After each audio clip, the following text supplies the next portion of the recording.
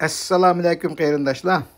Bugungi qisqa videom orqali Maryland shtatidagi Allegheny tog'iga joylashgan bir kichik shahar Cumberland tanishtirib o'tay dedim. Cumberland endi Amerika bo'yicha bir nomrod shaharlarning qatorida. Bu shaharning do'ppisi faqat 19,000 atrofida bo'lib, 85% oqtanlik, 10% qortanlik, qolganlari Osiyalik va Hispaniklar ekan. Shahar aholisining o'ttirchi yillik kirimi 33,000 atrofida bo'lib, nomrodlik nisbati 24%. Ya'ni 24%dagi aholisi kambag'allar qatorida bo'lib, qutqizish puli orqali yashaydi ekan. Shundaqdimi? Bu shahar Amerika tarixida nihoyat muhim rol o'ynagan. Bu shahar 1787-yili, ya'ni Amerikaning g'arbga ko'chish davrida qurilgan. 19-asrga kelganda Cumberland Xon shahri degan sharaf nomiga erishgan. Chunki u Potomac daryosi bo'yidagi ikkinchi cho'ng shahar va avod sanoat markaziga aylangan edi. 20-asrning boshlarida Cumberland, Baltimore va Ohio temir yo'liga o'xshash ko'mir to'shiydigan asosliq temir yo'llar orqali ishlab chiqarish, qatnash va qon ichish markazi sifatida yuksak taraqqiy qilgan. Shaharning iqtisodiy jush urib rivojlangan.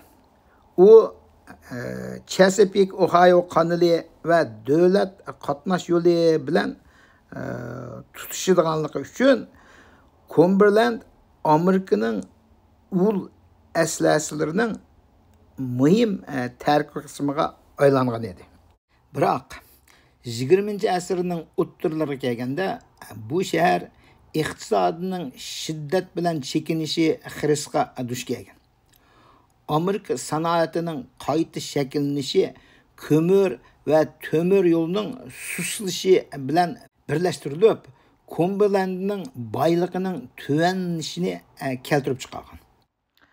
1978-yili shahar hukumati shaharni piyodalar savdo saroyiga aylantirib, shahar markazini jonlantirmoqchi bo'lib, shahar atrofidagi savdo saroylar bilan raqobatlashishni maqsad qilgan. Bu plan garchi shaharning bir qism tarixiy sehri kuchini saqlab qolgan bo'lsa-mu, ammo shahar hukumati planlagan iqtisodiy taraqqiyotni barliqqa keltira olmagan.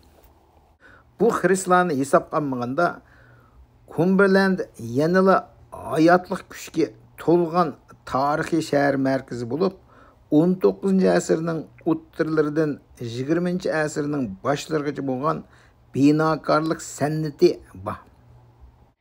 Shahar markazidagi bozorni aylanadigan bo'lsangiz, 19-asrga qaytgandek bo'lasiz. Kelgusiga nazar soladigan bo'lsak, Cumberland yana bir qatam transportga yuzlanib, shaharning qayta gullanishini jonlantirmoqda.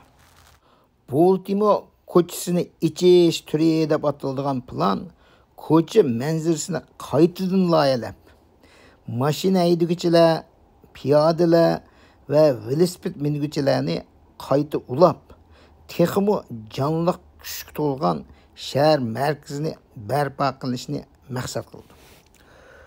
Bu shahar yana buyuk Allegheny o'tishma va Chesapeake Ohio kanali yodgorining kesishish eg'iziga joylashgan iz qo'g'lash shahar salohiyatini qabul qilib, yo'l yuruvchilar, velosiped minuvchilar va sayohatchilarni jalb qilib kelmoqda.